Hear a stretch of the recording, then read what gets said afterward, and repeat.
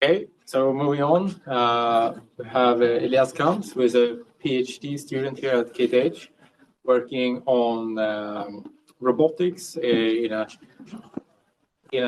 low gravity environment. Thank you. Thank you, Jona, and thank you for the invitation.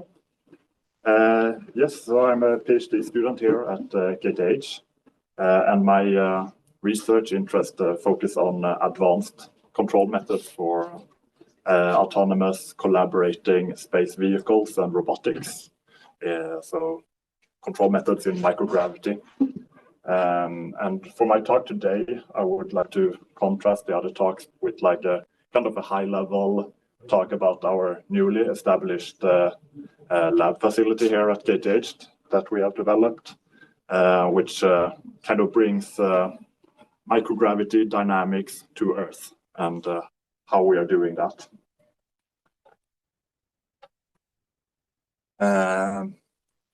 But I will start with a bit of a background. So I'm part of a larger research initiative called Discover, which spans several research groups here at KTH over several schools. We have PIs from decision and control systems, from robotics planning and learning. We have from underwater robotics, and myself come from the space vehicle research group. And the focus of this project is to bridge the gap between underwater and space robotics and look at the commonalities there. And meanwhile, we also look at how we can design control and planning algorithms for multi-agent, so multiple robots acting together collaboratively. And lastly, we looked at how we can validate these control and planning strategies. And it's the last research pillar here that I will focus on today. And we are also sponsored by WASP. Maybe some of you have heard of it. It's the largest individual research program here in Sweden. And they happen to focus on exactly what we talk about here today, AI, autonomous systems, and software. Yes.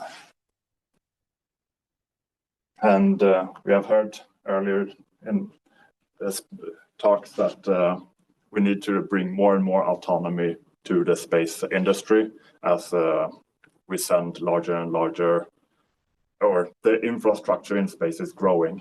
So does the need for autonomy. And for that purpose, we have developed a lab where we can test, develop, and validate controls and planning strategies. You see a picture of the lab here, and I will talk a bit more about it. But in essence, it brings the microgravity dynamics to Earth, with the caveat that it is in 2 dimensions. We can't have like full, perfect microgravity on Earth, unfortunately. And we also provide a architecture for going from simulations to experiments seamlessly. But why do we then have need for this kind of facility? Can't we just like run test our algorithms in computer simulations? We do that too. That's usually the starting point. Test it in computer simulations. If you're training an agent to behave in a certain way, reinforcement learning or what have you, at some point you want to go from computer simulations to deploying in orbit. And these kind of labs allow you to have like an intermediary step in between before you deploy. Yeah, and they are also scalable and cost effective. Doesn't cost too much to set up the kind of lab that we have here at KTH. And they provide an insight into these unmodeled dynamics that you might not have in your simulator. A bit of an overview of what we have in the lab. These robots, they move around on a flat floor, an area of approximately 15 square meter. With flat floor, I mean a floor that is level and smooth, so the robots can only move on this floor. When they move on this floor, they only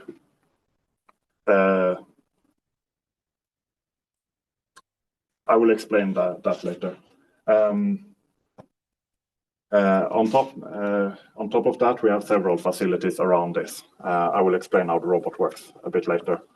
We have a motion capture system, 6 cameras from Elias for accurate measurement of position and orientation and real-time processing of this.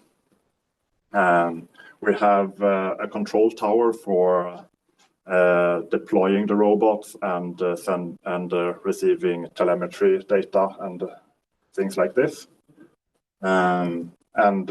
We have high pressure and low pressure compressor systems, which are used for providing the robots with compressed air, which are needed for operation. We also provide a computer simulation in Gazebo. So anyone who wants to run experiments in this lab first can try it out in the Gazebo simulation, and then it's a very seamless transition from the computer simulation to the lab setup.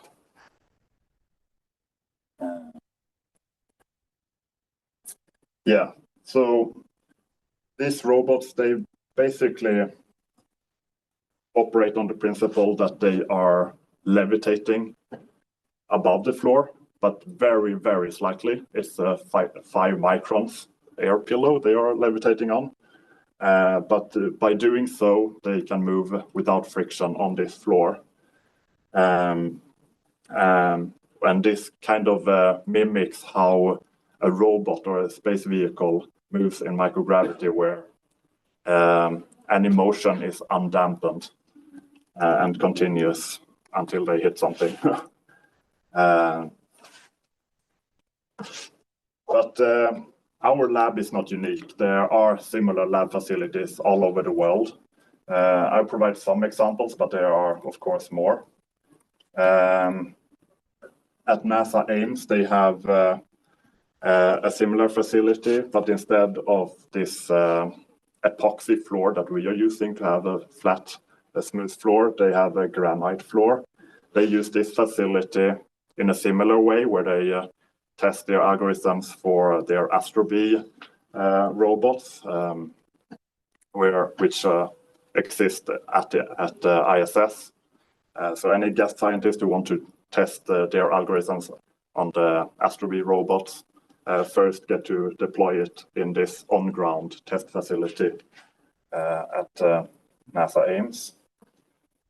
Similarly, the Naval Postgraduate School has a similar granite kind of setup, but it's a granite table.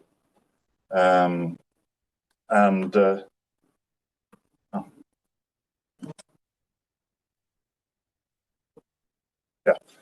there are 2 other examples here where epoxy floors are used, both at the Zero-G lab in Luxembourg and also at the ESA Orbital Robotics lab at ESTEC.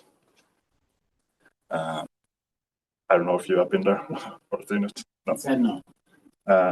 This one, I think, has been kind of recently opened up for students to apply for trying out their robotics algorithms. I saw on the ESA webpage, but it's very recent. So how does our platforms work?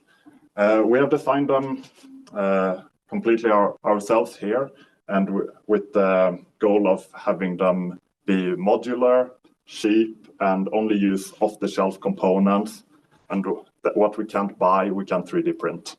That has been our approach to it. As I said before, they are levitating with using air bearings, 3 air bearings on the bottom. These air bearings are provided compressed air from onboard tanks. This compressed air is also used for thrusters on board. So they have 8 thrusters in a kind of a square shape, providing thruster-like propulsion system, both translational and rotational. And these compressed air tanks are also refuelable. That's why we have a high pressure compressor available.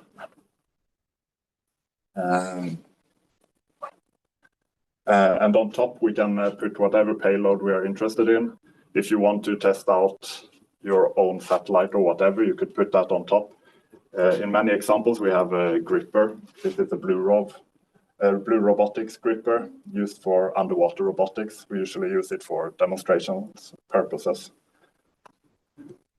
The onboard electronics, for anyone who is interested in this, we're using NVIDIA Jetson as a high-level onboard computer. I think maybe some of you know about it. It's popular within AI research, as it is a very powerful, compact package of CPU and GPU. On this one, we run Linux Ubuntu, and all the high-level control and planning is handled on this computer. We also have PixHawk as an low-level controller running PX4 Autopilot, where we have made a fork with we're calling PX4 Space that we have presented previously on conferences, providing more customization options. The PixHawk also provides onboard sensing capabilities and are in direct communication with onboard thrusters. The thrusters are controlled via PWM signals, so you control how long each air pulse from the thruster is. And the software architecture, as I said, the onboard computer runs Linux Ubuntu. It uses ROS2 to distribute the data between ground control station and the mocap computer. And from the mocap computer, it gets odometry messages such as position and orientation. From the control tower, it gets either you can run the controllers you are interested in directly on the ground control station, or you run it directly on the computer. The computer then interface with the PixHawk or the PX4 using MicroDDS, and it is the PixHawk that then performs any command.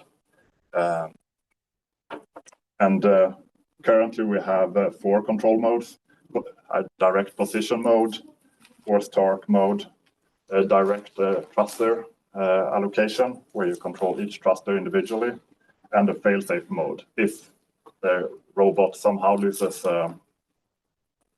communication, then the PX4 takes over and stabilizes the robot and turns off the thrusters.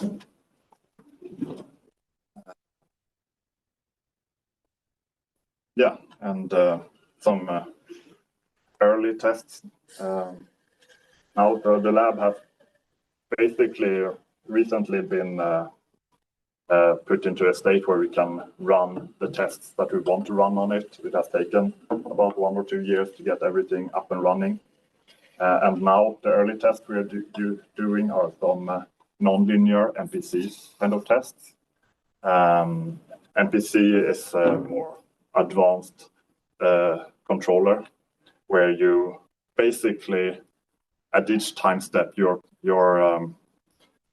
solving an optimization problem and computing your future states, and can also bake in stuff like constraints and so on. So currently we're looking at collision avoidance and rendezvous and docking, and also on-the-fly parameter calibration on the robots. But there are some drawbacks to using MPC, which is why you don't see it too much in space yet, and that is the high computational cost, which is one of the challenges we are trying to solve here. And as I mentioned at the beginning, I'm very interested in the multi-agent kind of scenario. That's why we have 3 robots to be able to try stuff like that. And we kind of look at how can we distribute this control problem between the robots. Should it be in a decentralized manner? Should it be centralized? Or can we even have it in a distributed manner where they are like solving the optimization problem together and communicating between each other? Yeah, but some early preliminary results. This was a test we ran very recently where we ran a nonlinear MPC on the robot, gave it set points, both in position and rotation, and saw that it could pretty accurately follow these waypoints. Maybe with some offset, which is expected as the lab environment is still not perfect. There are some unevenness in the floor. We don't know exactly how the thrusters should be modeled and so on. But this we believe can be solved with even more accurate models and on-the-fly parameter calibration. Yeah, and some fun highlights from the lab where you can also see the robots in action. This video shows a docking scenario with the gripper on board, where it docks to a static point. Video below shows. Is it stopped?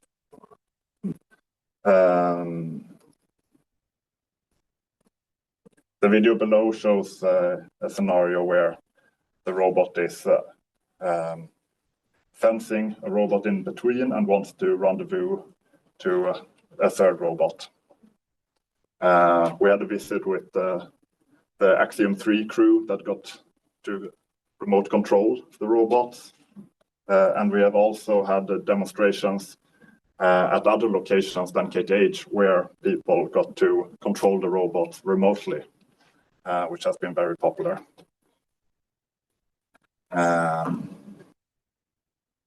Yeah, some concluding remarks.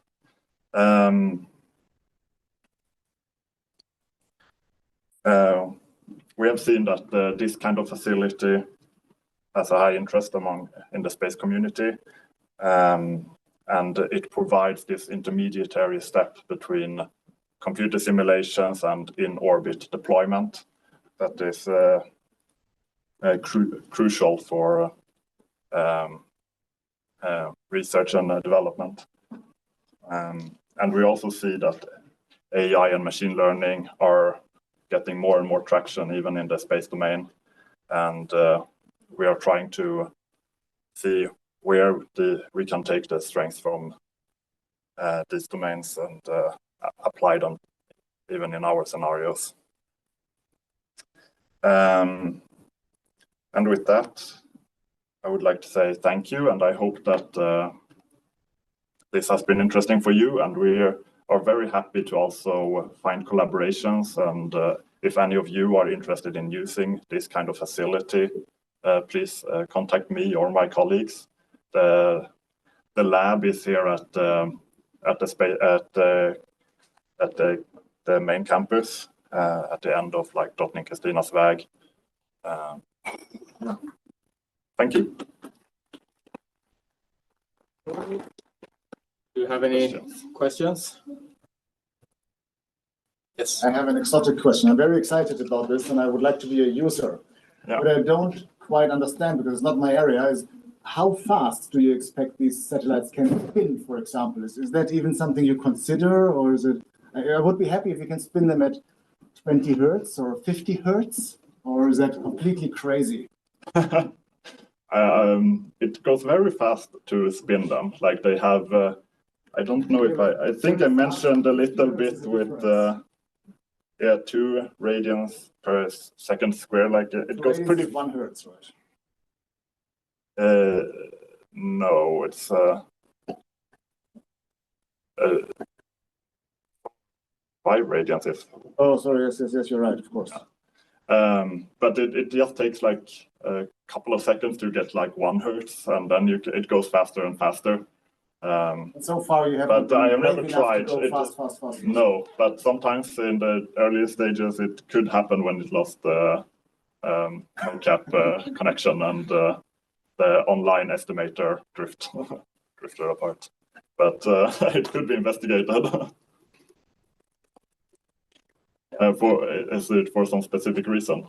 Yes, the sensors that we have, in principle, they work even if you spin extremely fast. In practice, I would like to show that or test that and see if that's something to use. I can get back to you on that if I run an experiment. But maybe not 20 hertz. That sounds. Why not? Have any more questions? I have one question at least. So you have the air tanks on the robot. So how long can you actually drive them for? Yes, that's a common question that we get. And there is no easy answer to that, because these air tanks are used both for the air bearings and for the thrusters. So if the robot is only using the air bearings and just basically levitating, it can last for more than an hour at least. But as soon as you start using the thrusters, then it can run out maybe 10, 20 minutes. It depends on how conservative the robot is. And typically you want to design the control algorithm or the planning algorithm in a way where it is conservative with fuel. It is okay to just do like a little bit of a push and then drift slowly to wherever you are going, instead of like accelerating there as fast as you can and then braking as fast as you can. So it depends on the controller, I would say. Yeah. Yeah. Is there any more questions? Oh, then thank you.